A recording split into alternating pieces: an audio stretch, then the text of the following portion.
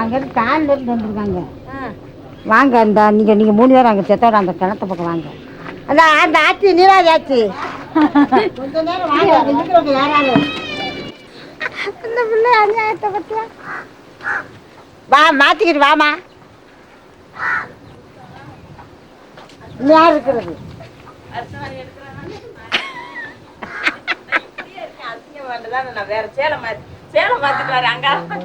வாசனை இதற்கு ஏது ஏடினை இனிய நமது பாரம்பரிய ஞானம் அளிக்கும் போதனை இனிய நமது பாரம்பரிய ஞானம் அளிக்கும் போதனை இந்த மண்ணின் வாசனை இதற்கு ஏது ஏடினை இதற்கு ஏது ஏடினை.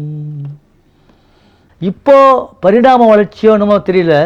அதனுடைய காரணமாக இப்போ நம்ம தான மரக்கட்டளை இன்னும் பல இன்ஸ்டியூஷன்கள்லாம் சேர்ந்து களஞ்சி அமைப்பு, தான மரக்கட்டளையை பொறுத்தவரை களஞ்சி அமைப்பு, சட்டத்திட்டங்களோடு பெண்கள் முன்னேறணும், அது ரொம்ப முக்கியம். அதுவும் வறுமைப்பட்ட பெண்கள் முன்னேறணும், அது ரொம்ப முக்கியம். வறுமைப்பட்ட பெண்கள் பூவராக இருக்கவங்க முன்னேறணும், அதுவும் பெண்கள் மூலமாக முன்னேறினா விசேஷமாக இருக்கும்.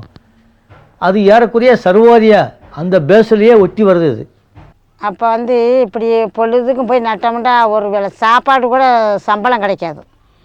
அப்போ நாங்களாக பார்த்து நாங்கள் என்ன செஞ்சோம்னா நம்ம வயக்காடுகளை கான்ட்ராக்டாக பிடிச்சி ஒரு ஏக்கருக்கு 400 ரூபா 300 ரூபா 200 ரூபா இப்படி பேசினோம்னா நம்ம ஒரு 4 ஏக்கர் 3 ஏக்கர் நட்டோம்னா நம்மளுக்கு நல்லா காசு கிடைக்கும்.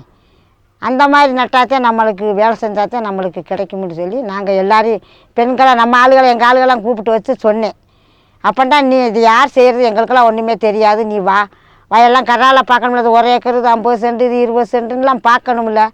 அப்போ அவங்ககிட்ட போய் அப்போ இது 2 ஏக்கர் 3 ஏக்கர்னு நாங்கள் கரால ஆம்பளையெல்லாம் கேட்டுக்குருவோம், இது எத்தனை ஏக்கருலாம் கேட்டுக்குருவோம். இங்கே எங்கள் ஆம்பளையெல்லாம் சொல்லுவாங்க, இது இத்தனை ஏக்கர் நீ கூலி கேளு அப்படின்வாங்க மொத்தம் ஃபஸ்ட்டில்.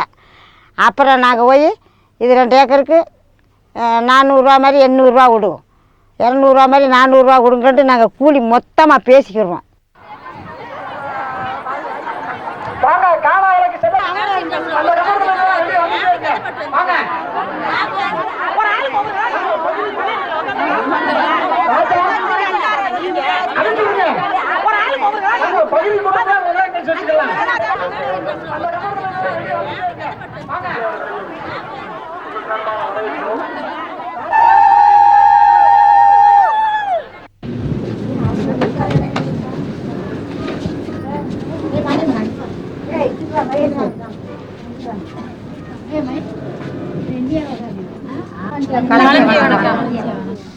இந்த சுய உதவிக்குழு எப்படி நீங்க நடத்துறீங்க, ஒவ்வொருத்தரும் எவ்வளவு கொடுக்குறீங்க, உதவிக்குழு அப்படிங்கறத எப்படி நீங்க அமைச்சிருக்கீங்க? அதாவது ஒவ்வொரு குரூப்புக்கும் 15 பேர் 16 பேர் அவங்கவுங்க எத்தனை பேர் 20 பேர் கூட இருப்பாங்க. ஒரு ஆளுக்கு ஒன்று 15 நாளைக்கு ஒரு கூட்டம் போடுவோம், மாதத்துக்கு 2 கூட்டம். ஒரு கூட்டத்துக்கு 60 ரூபான்னா மாதத்துக்கு 120 ரூபா கட்டுறோம். அந்த குழுவில் அங்கே எல்லாருமே காசை வசூல் பண்ணி ஒரு ஆளுக்கு யாருக்கு அவசர கடன் தேவைப்படுதோ அவங்களுக்கு உடனே அங்கே கடன் கொடுத்துருவோம். சேமிப்பு, அதாவது நாங்கள் செய்கிற தொடர் சேமிப்பு, அந்த தொடர் சேமிப்பை எல்லோரும் சேர்ந்து அங்கே குழுவில் கட்டுவோம். அதில் எவ்வளோ பணம் வருதோ அன்றைக்கி வர வசூலை யாருக்கு அவசர கடன் தேவைப்படுதோ அவங்களுக்கு கடன் கொடுத்துருவோம். மறுதடவை வரும்போது அவங்க அதை கடனாகவும் ஒரு தடவை கட்டணும், சேமிப்பும் சேமிப்பு தொடர்ந்து கட்டணும். கடன் வாங்கியிருந்தாங்கன்னா அடுத்த தடவை அந்த கடனுக்கு உண்டான காசையும் கட்டணும். மாதத்துக்கு ஒரு தடவை வட்டி கட்டணும். அப்படி நாங்கள் அதே மாதிரி இந்த இதில் 2 பைசா வட்டி. Whenever we really talk of credit, we invariably talk of men, we talk of business, we talk of large corporations, big houses, business houses. And when we talk about microcredit, invariably you will think of women. And I guess it has a historical background also, because Bangladesh, Bolivia, some of the other sort of pioneers in the microcredit movement actually really targeted poor women.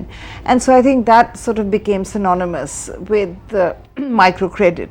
The banking system as it's such was not really geared towards helping the poorest.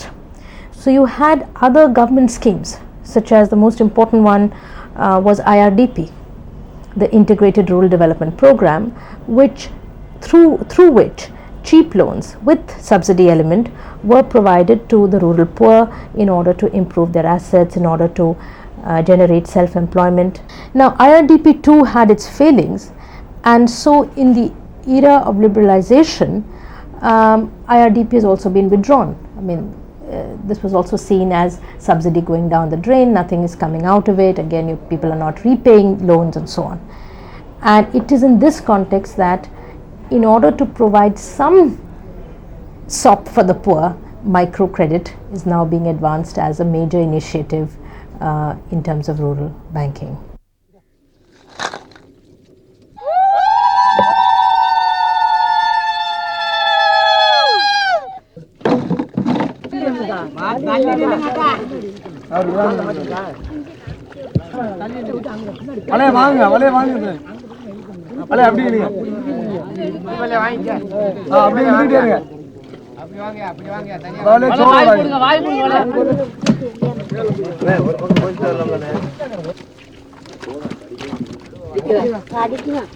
இப்போ வந்து 6 வருஷம் ஆகுது நாங்கள் குழு ஆரம்பிச்சு. இப்போ வந்து 20 பேர், ஒரு குழுக்கு வந்து 20 பேர் வச்சு ஆரம்பித்து ஃபஸ்ட்டில் வந்து எல்லாம் 25 ரூபா வசூல் பண்ணிவிட்டு இப்போ வந்து முதல்ல கடன் கொடுக்கும்போது 500 ரூபா முதல்ல ஃபஸ்ட்டில் ஸ்டார்டிங்கில் 500 ரூபா தான் கொடுத்தோம்.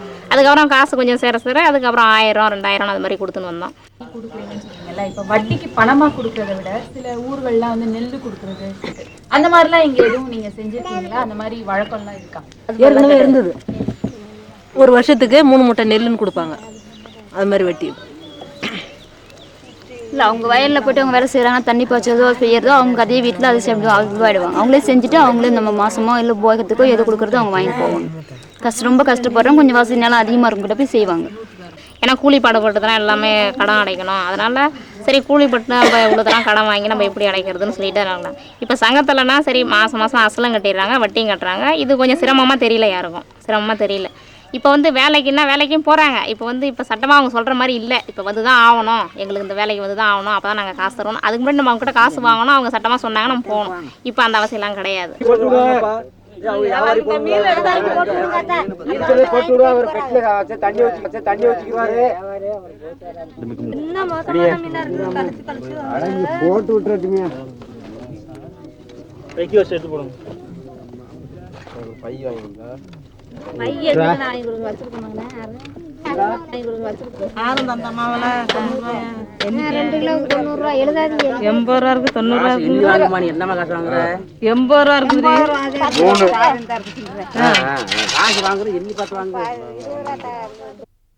Dawn Foundation believes in and practices a kind of role evolution and devolution. What is that means?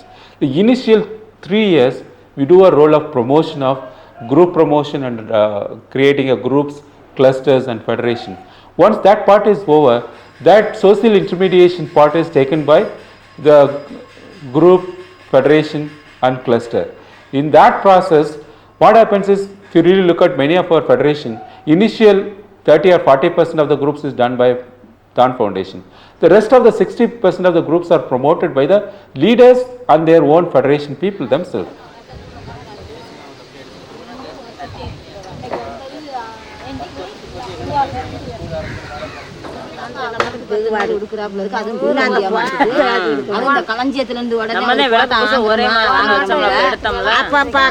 பரிசு கொடுத்தா பிள்ளைகளுக்கெல்லாம் பரிசு கொடுத்தா என்னென்ன கொடுத்தாங்க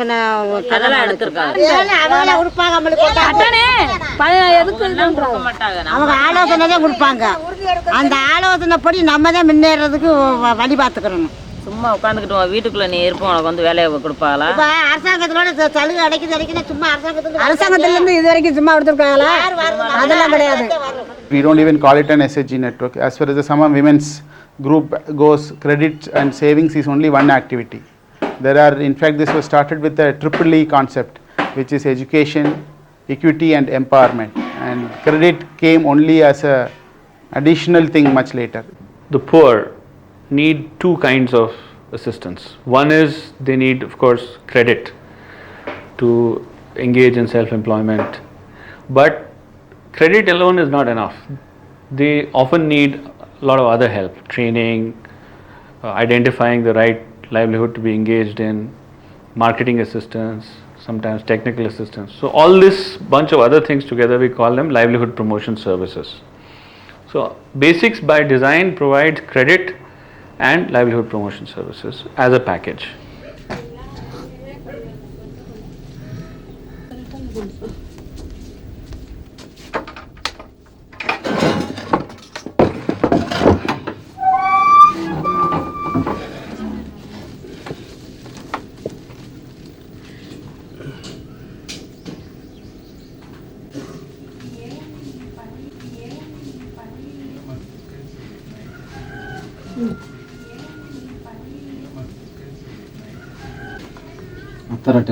ఉత్తరట్టనే ఇంకా అన్నం రేపు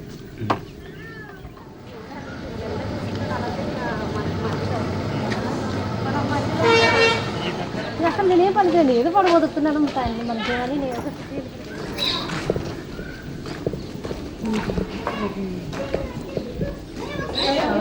ఎంత కడుతున్నారు?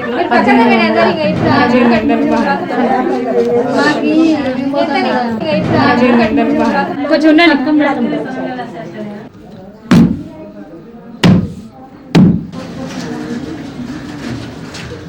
10,000 అప్పు తీసుకొని వాళ్ళ దగ్గర మేము పని చేసుకుంటా సేద్యాలు చేసుకుంటా వాళ్ళ కింద ఉండి పెండకాలు ఎండకాలు అన్నీ తీసేయాల్సింది వచ్చాము. ఇంకా మా వాళ్ళు ఏమంటా బ్యాంకులో పొదుపులచ్చంలో చేరి అంత ఇంత అప్పు తీసుకొని కట్టుకుంటా మేము అట్నే దాని మీదనే ఇంకా బాగుపడుతున్నాం చూడము. మహిళా బ్యాంకులో ఏర్పాటు చేసుకోవడం కోసము గ్రామైక్య సంఘంలో మాట్లాడుకున్న తర్వాత ప్రతి గ్రూపు 5,000 రూపాయలు సేర్ధనం పెట్టాలని చెప్పేసి మాట్లాడుకోవడం జరిగింది. మాట్లాడుకున్న తర్వాత కలెక్టర్ గారి జూలై 24వ తేదీ కలెక్టర్ గారి ఆధ్వర్యంలో ప్రతి గ్రూపు 5,000 రూపాయల చొప్పున మండలంలో మా మండలంలో 22 గ్రామాలు ఉన్నాయి. 22 గ్రామాల్లోంచి సేర్ధనము ఒకటేసారి 5,30,350 రూపాయలు వసూలు చేయడం జరిగింది. ఈ 5,30,350 రూపాయలు మేము వసూలు చేసుకున్న తర్వాత డిఆర్డిఏ మ్యాచింగ్ గ్రాంట్ కింద 19 లక్షలు ఇవ్వడం జరిగింది. ఈ 24 లక్షలతో ఏర్పాటు మా నిధి తయారైన తర్వాత బ్యాంకులో అప్పు తీసుకొని మా ఆయన మంది రైతులు ఇందులో గాసం చేస్తుంటే 10,000 తీసుకుపోయి 10,000 అప్పు తెచ్చుకొని ఉంటివి. ఆ 10,000 కట్టి మా ఆయనను వాళ్ళ దగ్గర నుండి ఇంటికి తోలుకొచ్చుకొని మేము మళ్ళీ బ్యాంకులో అప్పు తీసుకొని ఒక 3 ఎకరాల చేను కొనుక్కున్నా. చేను కొనుక్కున్న తర్వాత ఇంటికి ఇంత అప్పు తీసుకొని ఇల్లు కట్టించుకున్నా. ఇల్లు కట్టించుకున్నాక ఇప్పుడు ఇంకా కొంచెం కొంచెం నెలకి ఇంత కట్టుకుంటా అప్పులు దిద్దుకుంటా ఉన్నాం. எங்கெங்கேயோ ஸ்ட்ரக் ஆகுது. ஒரு ஸ்ட்ரக்கை பார்த்து பயப்படக்கூடாது.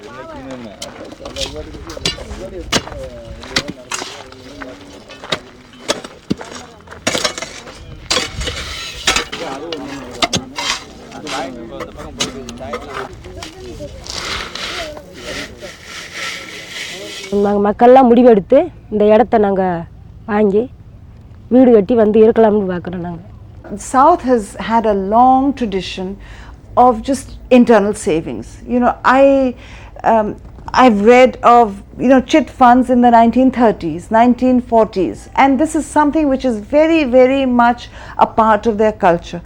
Again, the NGO movement, the microcredit NGO movement, and of course the MFI movement is much, much stronger in the South. And there is a culture of organizing people, of a disciplined, a conceptualized group meeting, of keeping minutes, and a different sort of social discipline. If you look at the North, actually even the social mobilization is very challenging. You will still find areas where the level of suspicion to women coming together very, very high.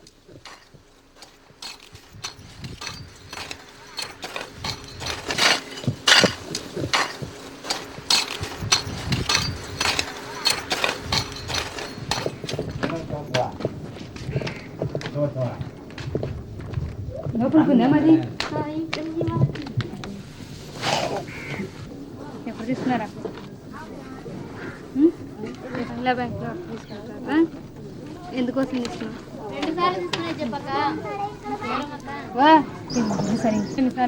మహిళా bank ఎన్నిసార్లు అప్పు తీసుకోవడం? The microcredit schemes are really giving very small loans to these groups, and it's not adequate for sustained income generation on a large scale. So I think while it can provide some immediate relief, so instead of borrowing 500 rupees for medicines from the local moneylender, I can borrow it from my microcredit scheme at a lower rate of interest, and that is definitely some relief at having to pay 10% or 12% rather than 60% per annum. But it's not adequate really to either change the structure of rural credit or to alleviate poverty. In very rare cases possible for microcredit alone to lift a poor household completely out of poverty.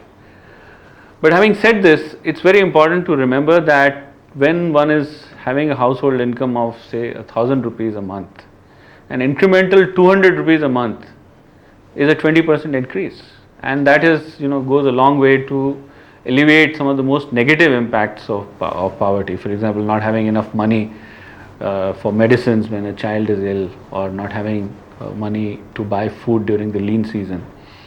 So in that sense it helps, but is microfinance the answer to poverty alleviation by itself? I would say no. வேலை இருக்கும், ஒரு நேரம் வேலை இருக்காது. நம்ம எப்படி இருந்தாலும் அப்புறம் சங்கத்தில் சேர்ந்தாச்சு, 10 பேர் என்ன சொல்லுவாங்க, எடுத்துன்னு போய் இந்த காசை கட்டிடணும்னு சொல்லிட்டு எடுத்துன்னு வந்து கட்டிடுவோம். சரி, இவ்வளோ மன உறுதியோடு வந்து கட்டுறீங்கல்ல, இந்த காசெல்லாம் சேர்ந்ததுக்கப்புறம் காசை வச்சுட்டு என்ன பண்ணுறீங்க? என்ன பண்ணுவோம், கடவுளை வாங்கி கூட கட்டுவோம். எப்படி இருக்குதோ, இப்போ ரொம்ப நகை இருந்ததுன்னா நகையை வச்சுட்டு கூட சங்கத்தில் வைரகமாக ஒரு 1000 ரூபாய் வாங்கணும். சரி, நகையை வச்சுட்டு இதை கட்டுறது, இல்லை இது வாங்கிட்டு போய் நகை மூக்கிறது, இப்படியே நாங்கள் ரோலிங் பண்ணின்னு வரோங்க. காய்கறி கொஞ்சம் மட் பண்ணுவோம் வாங்குறத, பால் கொஞ்சம் மட் பண்ணுவோம் காய் போகிறத. அதோட சோப்பெல்லாம் எப்படி கட் பண்ணுவோம், அது அழுக்காக துணியை துவச்சினே தான் இருப்போம், அதுக்கு நிறுத்த மாட்டோம். அப்புறம் அப்புறம் அதான் சிக்கனமாக கொஞ்சம் இருக்க வேண்டியதான். நம்ம கட்டணும்னு ஒரு சேமிக்கணும்னா சிக்கனமாக இருந்து கட்ட வேண்டியதான். மாதம் மாதம் கட்டினா இதெல்லாம் நமக்கு நன்மை கிடைக்குது, நம்ம காசு எடுத்து ஒரு செலவு பண்ணலாம். We charge an interest rate of 24% per annum. I know that this often shocks people, particularly when they think that we are here to do poverty alleviation. So how can we charge an interest rate of 24%? Particularly when, say, there are a number of banks and other institutions which charge a lower amount. See, there are two issues. One is, can the borrower afford it? And the second is this interest rate generating adequate returns for the organization to sustain itself at an efficient level? Now, in terms of can the borrower repay an interest rate of 24% or more, one of the facts which is not very well understood is that in micro enterprise the rates of return are very, very high. As these microcredit initiatives expand in scale, the administrative costs increase. Secondly, as I've already said, that this higher cost is actually needed in order to ensure higher recovery.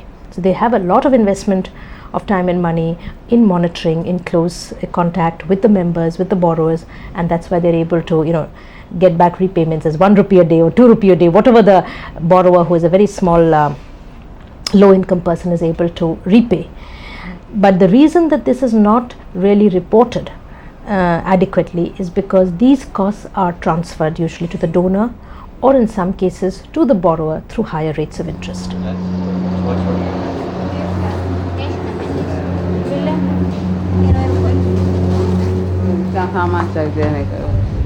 ఎంత వస్తున్నా చూడండి, 32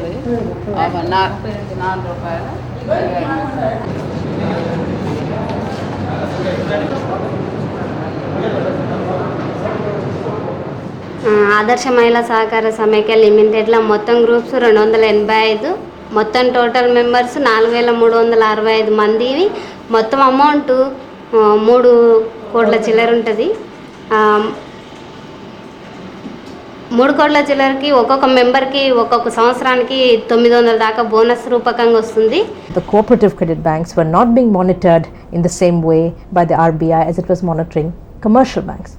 Now we've come to a whole new, which is really a banking sector, because they'll be taking deposits, they'll be giving loans, advancing them, taking repayments, charging rates of interest, so doing a lot of financial services which are going to be totally out of the purview of regulation. And it's not that I think all NGOs are going to cheat people, but you could well have scams if there's no regulatory body supervising some basic rules and regulations of how a banking service provider functions. As per the assessment of APMAS, the quality of the self-help groups requires significant improvement. According to our assessment in 2002, there was only 25% of the self-help groups which were of good quality. அது correct செய்யறது இருக்கட்டும். வந்து நம்ம என்ன கேக்குறோம்? Insurance scheme வந்து நடந்துட்டு இருக்கோம். சாந்ததா 10000 பிள்ளைகளுக்கு என் புருஷன் செத்தா எனக்கு 10000 கொடுப்பாங்க. சாகறப்ப நமக்கு கிளைம் கிடைக்கும். அவங்க கட்டின வருஷமே என்ன கிளைம் பண்ணுனா நம்ம இப்பவே செத்தா கிளைம் கிடைக்கும். அன்பு என்பது நம் கடமை. நம் கடமைக்கு எதிரி சாவு இல்லாத ஒரு தாய் தான் உலக மக்களை கொண்டு அவருக்கு அதுதான் தாய் நாடுதான். உழைப்பால் வாழ்பவரை நாம் கடவுள் என்று கருத வேண்டும். மிருகங்களோட பழகுவது மிருகந்த உறவு, அரவங்களோட பழகுவதை அறவே ஒழிச்சுக்கட்டும். இப்போ நீங்கள் அந்த வேலையை விட்டுட்டு இங்கே களஞ்சியத்துக்காக இங்கே வந்திருக்கீங்களே, இங்கே வந்து எல்லாம் குழுவாக சேர்ந்து பேசுகிறீங்க, எல்லாம் பண்ணுறீங்க. இப்போ உங்களுக்கு கூலி போகாதா? ஒரு நாள் கூலி போனால் பரவாயில்ல, கூலி போனால் பரவாயில்ல. அதுக்குண்டு சேர்ந்துருக்கோம்ல, சங்கத்துக்கு சேர்ந்துருக்கோம். கூலி எத்தனை நாளைக்கு போனாலும் அதை பற்றி நாங்கள் கவலைப்பட மாட்டோம். சங்கம் எங்கே இருக்குது அங்கே வர சொன்னால் போவோம், போய் அங்கே உள்ளதை பார்த்துட்டு வீட்டுக்கு வருவோம். நம்மளை கேட்டாலும் பதில் சொல்லுங்க. அவங்க போய் தெரியாத ஆளுகளை சரி வாங்க பேசுவோம். அப்புறம் நின்றுச்சு, அப்புறம் என்ன செய்ய போயாம சொல்லாதீங்க. அவளுக்கு மாட்டாங்க, அவனை கலைச்சது கார் பதில் சொல்லுவான். நாங்களும் தேசிய கீதம் தெரியுமா? அதெல்லாம் படிக்க மாட்டேன், கொஞ்சம் தான் தெரியும், படிப்போம். ஃபுல்லாக தெரியாது. தேசிய கீதம் வந்து ஃபுல்லாக தெரியாது, கொஞ்சம் தான். தேசிய கீதம் தெரியாதா?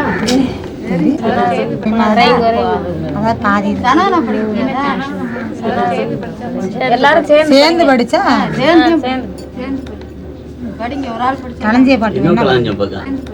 because of the kind of social mobilization that something like microcredit, which is at one level fairly innocuous, very incremental, and certainly not a revolutionary panacea for women's lives, but the process of doing this has actually allowed women to come together, which in itself is very, very important, and in many parts of our country still revolutionary, to discuss secular subjects concerning the community and look for ways and solutions to try and address these. And I think that the social mobilization aspect is something which really cannot be measured, certainly cannot be monetized.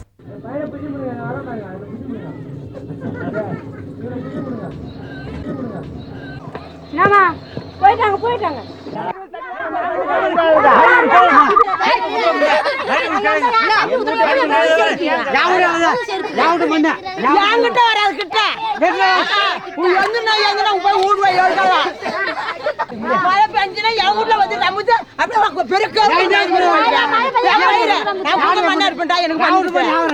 உங்க வீட்டுக்காரர் சொல்ற அரசியல்வாதிக்கு நீங்க ஓட்டு போடுவீங்களா?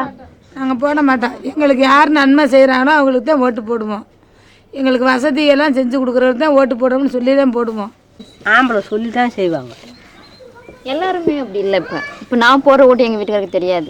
இது வரைக்கும் அவங்கவுங்க இதுக்கு போட்டு வருவாங்க. அவங்க எங்கள் வீட்டில் அரை கண்டியில் தான் இருக்குது. அவர் விவசாய வேலை தான் பார்க்குறாரு. நானும் கூலி வேலைக்கெலாம் போவேன், கூலி வேலையும் பார்ப்பேன். வீட்டில் பசங்களை பள்ளியிடம் அனுப்புவேன். வீட்டு வேலையெல்லாம் முடிச்சுட்டு கூலிக்கு வேலைக்கு போவேன். இல்லை அது ஓகே. நீங்கள் பணம் சேமிக்கிறதுக்கு உங்கள் அதெல்லாம் ஒத்துழைப்பு கொடுப்பாங்க. எடுப்பேன், பணம் லோன் பணமும் கொடுத்தாங்க. இப்போ அதெல்லாம் எடுப்பேன், மாதம் மாதம் கட்டிக்கின்னு வந்துடுவேன். அதுக்கெலாம் அவங்க ஒத்துழைப்பு கொடுப்பாங்க. கொல்லியில் ஏதாவது விளைஞ்சி வருது இல்லை வருவா வந்து கட்டுறதுக்கு மாதத்துக்கு பணம் கொடுத்துருவாங்க. அவங்களும் தான் உதவி செய்வாங்க. ஒரு காட்சி கேட்க சொல்லுவாங்க, போய் சங்கத்தில் கேட்டு எடுப்போம். எல்லாம் தான் அவங்க உதவி, அவங்க சொல்லி தான் நாங்கள் செய்கிறோம். எங்க வீட்டுல அடிக்க மாட்டாங்க. சில பேர் தான் அடிப்பாங்க, சில பேர் அடிப்பாங்க. எங்க வீட்டுல அடிப்பாங்க. நீங்க அடிச்சா நாங்களாம் அடிக்க மாட்டோம், அவங்க தான் அடிப்பாங்க. நீங்க அடிச்சாலும் அப்ப எப்படிங்க உங்க புருஷன் மேல இருக்க ஆசை? கிராமத்தை பொறுத்தன வரைக்கும் நாங்க அடிக்க மாட்டோம், அவங்க தான் அடிப்பாங்க. அதெல்லாம் டவுன்லாம் அந்த மாதிரி உண்டு. There are dangers also. It's not like a very too rosy picture about SHGs and the future. We see that there are already many political groups, not only political groups, caste groups, communal groups, who are making use of these already organized women forces. எத்தனை குழந்தைங்க இருக்கு? 2 குழந்தைங்க இருக்கு. ஒரு பொண்ணு இருக்கு, ஒரு பையன் இருக்கு. பொண்ணு 9ஆம் கிளாஸ் படிக்குது, பையன் வந்து 6ஆம் கிளாஸ் படிக்கிறான். குழந்தைகள்லாம் அதெல்லாம் பள்ளியிடத்துக்கு கரெக்டாக அனுப்பிடுவோம். எனக்குலாம் 2 குழந்தையில ஆப்ரேஷன் பண்ணிட்டேன்.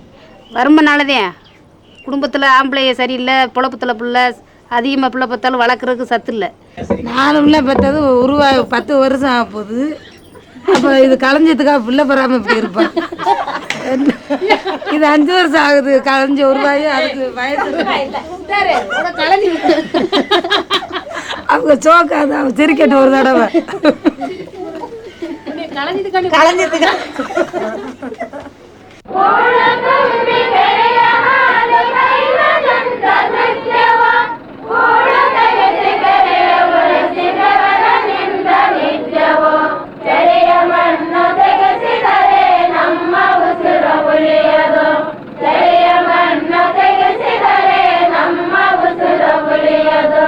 ನಲವತ್ತು ಜನರ ಮಹಿಳೆಯರು ನಾವು ಜಾಥಾ ತಂಡ ಪ್ರತಿಯೊಂದು ಹಳ್ಳಿಗೂ ಸುತ್ತಿ ಅರ್ಜಿಗಳನ್ನು ನಾವು ಅಧಿಕಾರಿಗಳಿಗೆ ಸಲ್ಲಿಸಿದ್ದೀವಿ.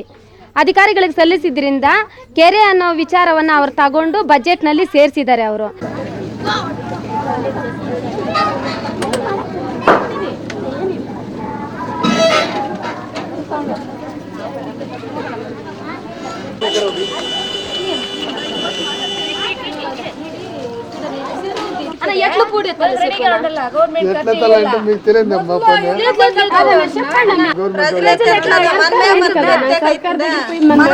మా ఆయన కొంచెం మోటు మనుషులే సార్.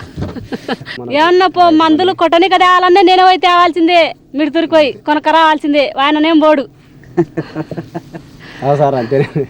పోడు, ఎక్కడ పోడు. ఇంట్లో సరుకులైనా నేను తెచ్చుకోవాల్సిందే, ఎక్కడ పోడు. ఇంట్లో సేలి. என்னைய மாதிரி தலைவியலும் இப்போ இருக்காங்களா? ஒரு 1,00,000 பேர் இருப்பாங்கப்பா. மாவட்ட அளவுக்கு பார்த்தா 1,00,000 பேர் இருக்காங்க தலைவியெல்லாம். வட்டார தலைவிய, பகுதி தலைவிய, குழு தலைவிய, ஏக்க தலைவிய, அப்படி இத்தனை தகுதியாக இருக்காங்க தலைவிய. நிறையா தலைவிய இருக்காங்க, திறமையாகவும் இருக்காங்க. நிறையா என்னை விட நிறையா பேசுகிற தலைவியெல்லாம் நிறையா இருக்காங்க.